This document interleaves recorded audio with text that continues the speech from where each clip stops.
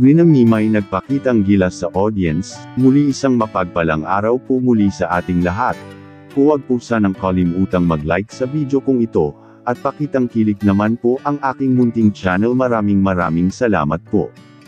Makikita po natin kung gaano kasipag ni Rina na mag-aral at ito nga po ay nagpa-practice sila ng sayaw para sa linggo ng wika. Makikita po natin na talagang okay na si Rina.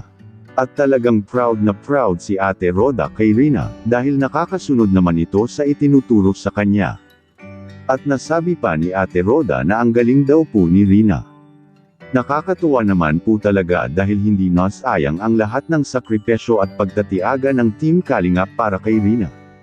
Talagang makikita natin na maayos na si Rina. Maraming salamat po sa lahat ng mga sponsors.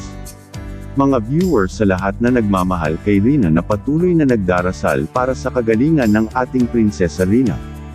Kay Kalingap Rab, kay Kuya Val at kay Ate Edna, at sa mga K-boys na umaalalay din kay Rina. Kay Ate Roda na siyang nag-aalaga kay Rina, dahil hindi rin talaga madali ang ginagampan ng papel ni Ate Roda bilang pangalawang ina ni Rina. At talagang full support sila kay Rina, hindi sila nagsasawa sa pagmamalasakit kay Rina. At dahil sa kanilang ginawa ito na nga po si Rina talagang maayos na ang kanyang kalagayan. Sa tulong at awa ng Panginoon na siyang nagpapagaling, kaya maraming salamat po sa Panginoon, dahil di niya pinabayaan si Rina.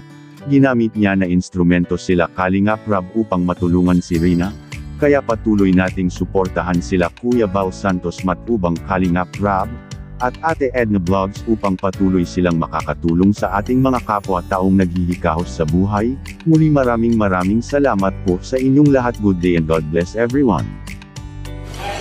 May practice po sila Rina.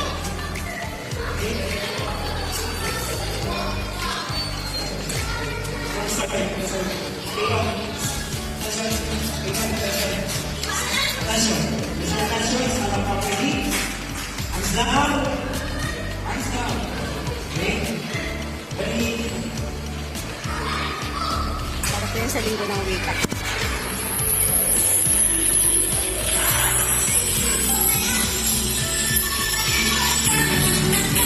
Ay, ang galing niya!